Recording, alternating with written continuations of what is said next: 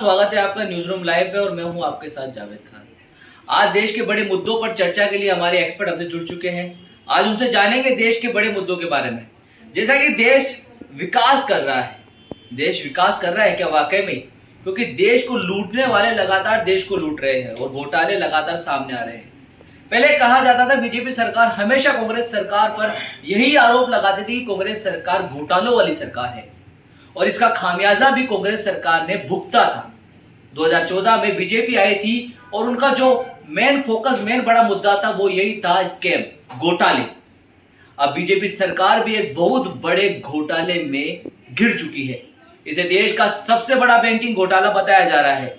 जी हां, ABG banking घोटाला, जिसमें लगभग 22,000 करोड़ तक की घोटाले की बात सामने आई है। और इस खबर पर, इस मुद्दे पर ज्यादा जानकारी के लिए हमारे संवाददाता रहीम हमसे जुड़ चुके हैं। जी रहीम, बताइए एबीजी बैंक घोटाले पर क्या अपडेट है, क्या ये घोटाला है और किसने किया है?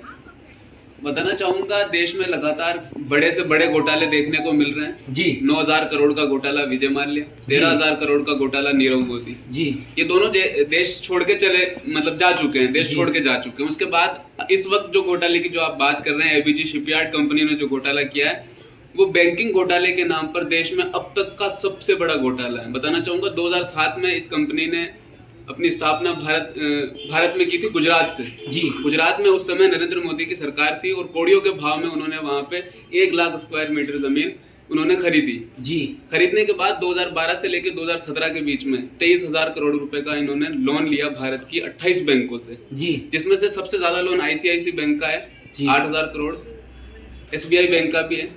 अब बताना चाहूंगा कि एसबीआई बैंक ने सबसे पहले शिकायत दर्ज कराई थी नवंबर 2019 में जी। उसके बाद इन्होंने दूसरी बार शिकायत दर्ज कराई थी अगस्त 2020 में जी। और अब जाके यानी 2019 यानी 3 साल बाद 2022 में अब जाके सीबीआई ने एफआईआर मतलब दर्ज की है जी। 3 साल से एफआईआर तक दर्ज नहीं की जा रही थी जी। अब जब ये मुद्दा सामने आ गया, सीबीआई ने एफआईआर दर्ज कर लिया, तो निर्मला सीतारमण जी का इस पर पहला बयान आया कि यह घोटाला यूपीए सरकार का है जी। कांग्रेस सरकार उस समय सत्ता में थी जब 23,000 करोड़ का लोन सैंक्शन किया गया जी।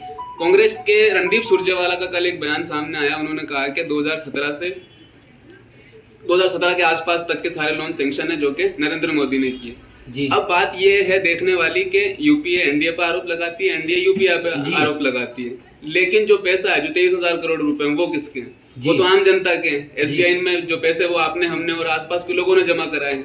तो 23,000 करोड़ का जो ये मामला है, देश के ऊपर एक कलंक और एक धब्बा छोड़ने वाला मामला, इसकी पूर्ण रूप से जांच होनी चाहिए, बल्कि ये पैसे लोगों को या बैंकों को वापस मिलने चाहिए जी। बिल्कुल, जिस तरीके से देश की खून पसीने की कमाई जो ये फ्रॉड लेके चले जाते हैं, बाद में रह जाता है सिर्फ आरोप प्रत्यारोप।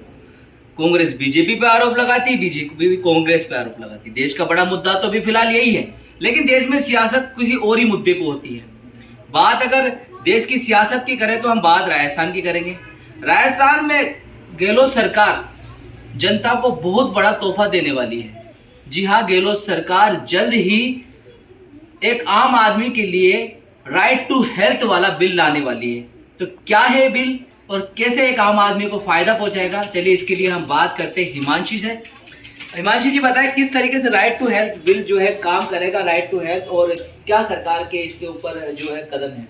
देखिए, जिस तरीके से अभी कोरोना फैल रहा था लंबे टाइम से, उसको देखते हुए सरकार ने एक नया कदम उठाया। उसमें राइट टू हेल्थ में ये कि फ्री इलाज और ये सब दिया जाएगा, जिसमें अभी पूरा डेटा तो नहीं दिया गया है कि क्या क्या इलाज मिलेगा, कितने का क्या होगा, लेकिन अभी गहलोत सरकार ने बताया है कि ये एक बिल पेश होगा जो पिछले 3 साल से सरकार इसमें कोशिश कर रही थी इसको लाने की, लेकिन ला नहीं पा रही थी। इस बार इसको कानून को लाया जाएगा, जो पिछले 3 साल से नहीं ला पा रही थी जी। जी बिल्कुल, हिमांशी ने हमें बताया कि राइट टू हेल्थ जो बिल है वो कांग्रेस सरकार लाने वाली है। तो इस बिल के तहत जो आम जनता को फ्री इलाज मिलेगा। पहले क्या होता था कि जो बीपीएल परिवार है उन्हीं को फ्री इलाज मिलता था, लेकिन इस बिल के तहत एक जनरल, ओबीसी, जितने भी कैटेगरी के लोग इसमें शामिल हो गए उनको फ्री इलाज मिलेगा। जैसा कि हम जानते हैं कि अभी राजस्थान सरकार की चिरंजीवी योजना जमीन पर है, जिसके द्वारा जनता को फ्री इलाज मिल रहा है। और आपको इस बिल के एक फायदे के बारे में ये बताना चाहूंगा, ये बिल आने के बाद आप आउटडोर जो डॉक्टर को दिखाते हैं वो भी इसमें फ्री होगा और बड़े ऑपरेशंस भी इसमें फ्री होंगे। अब वो तो ये बिल आने के बाद ही पता चलेगा कि कितना क्या फ्री इसमें मिलने वाला है, क्योंकि कहीं ना कहीं ये बिल आएगा भी नहीं आएगा भी, इसका भी पूरा कंफर्म नहीं, क्योंकि सरकार तो पिछले 3 साल से कोशिश कर रही है, लेकिन कहीं ना कहीं ये बिल अटक जाता है। और जब चुनाव नजदीक आते हैं तो सरकार जो है वापस बड़े बड़े वादों को खुश करके जनता को खुश करना चाहती है और जनता से अपना वोट हासिल करना चाहती है।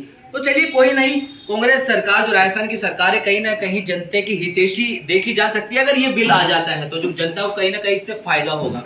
चलिए अब बात करते हैं, तो राजस्थान की सियासत की बात आ गई।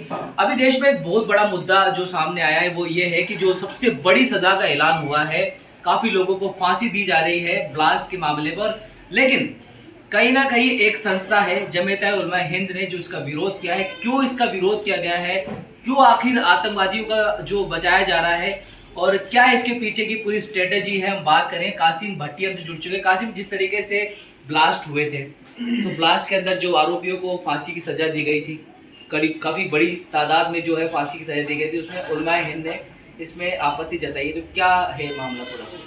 देखिए, कल जो एक सेशन कोर्ट का जो कल फैसला आया जिसके अंदर 38 लोगों को फांसी की सज़ा सुनाई गई और 11 लोगों को उम्र कैद की, तो उसी को लेकर उलमा-ए-हिंद के सदर मौलाना अरशद मदनी ने ये कहा है कि हम इस फैसले पर यकीन नहीं रखते हैं, हम इस फैसले को लेकर कोर्ट में जाएंगे। हमें पूरी उम्मीद है कि कोर्ट से जो है कुछ लोग इनमें ऐसे हैं जो बेगुनाह है, तो उनको जो है छुड़ाया जाएगा। हम अदालत पर यकीन रखते हैं। अगर हाई कोर्ट में भी इसका जो है हमें फैसला नहीं अच्छा लगा, हमें लगा कि अगर हाई कोर्ट का फैसला भी नहीं तो हम सुप्रीम कोर्ट तक भी जाएंगे, क्योंकि वो अदालत उज़्मा है और हमें पूरा भरोसा है कि उसका फैसला जो भी होगा और हम मानेंगे।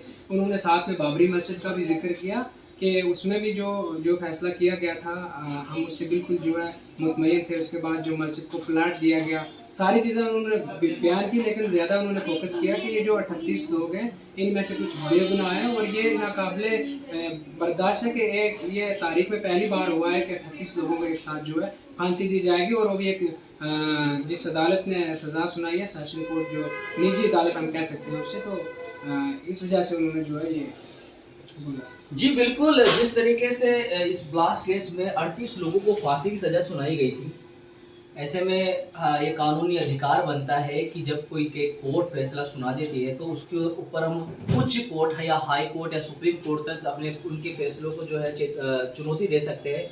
तो वो तो आने वाला वक्त ही बताएगा कि क्या उनकी पीआईएल जो है। कासिम, मैं ये भी जानना चाहूँगा, क्या जो मौलाना मदनी की जो रिक्वेस्ट है वो सुप्रीम कोर्ट में दाखिल हो चुकी है या क्या प्रोसेस है? बिल्कुल, उन्होंने अभी तो उन्होंने ये मीडिया से मतलब बात की है, क्योंकि ये तो राइट है हमें। अगर कोई निजी अदालत जो जैसे डिस्ट्रिक्ट कोर्ट हो गया, सेशन कोर्ट हो गया, अगर कोई फैसला करता है तो उस पर अगर हम एग्री नहीं, मुतमईन नहीं, यकीन नहीं है, तो हमारे पास पूरा ये राइट है, कॉन्स्टिट्यूशनली राइट है कि हम जा सकते हैं हाई कोर्ट में। और अगर वहाँ पर भी हमारे पास जो है, अगर हमें लगता है कि हमारे हक में फैसला नहीं हुआ, तो फिर उन्होंने कहा कि हम सुप्रीम कोर्ट, क्योंकि जिस तरीके से इस केस में देखा जा रहा है काफी लोगों को बाइज्जत बरी भी किया गया है, उससे पहले उन्होंने सजा भी काटी है, तो कहीं ना कहीं उन्हें काफी परेशानियों का सामना करना पड़ा, बाद में वो बेगुनाह साबित हो गए। यही देखिए, इसमें 13 साल बाद जो है जिन लोगों को बेगुनाह जो है साबित करके उनको छोड़ दिया गया है, तो कहीं ना कहीं उनको लग रहा है कि जो 38 जो लोग हैं इनमें भी कुछ बेगुनाह होंगे। दोबारा जो है केस की जांच की जाए और उसके बाद जो है जो फैसला आएगा तो हम। जी बिल्कुल, कासिम ने सही कहा कि किसी भी तरीके से, किसी भी प्रकार से किसी बेगुनाह को सजा नहीं होनी चाहिए और जो गुनहगार है उनको बख्शा भी नहीं जाना चाहिए, उनको फांसी से भी कड़ी सजा देनी चाहिए। ये हमारे देश का संविधान है कि हम अगर कोर्ट के फैसले से अगर संतुष्ट नहीं है तो हम उससे उच्च कोर्ट में उसको चुनौती दे सकते हैं। तो चलिए वो तो आने वाला वक्त बताएगा कि इस फैसले में फांसी होती है या ये जो अपील है वो आगे जाकर और भी आगे लंबा केस चलने वाला है। फिलहाल न्यूज रूम लाइव में हम आज के लिए इतना ही। कल हम फिर हाजिर होंगे एक और न्यूज रूम लाइव के लिए।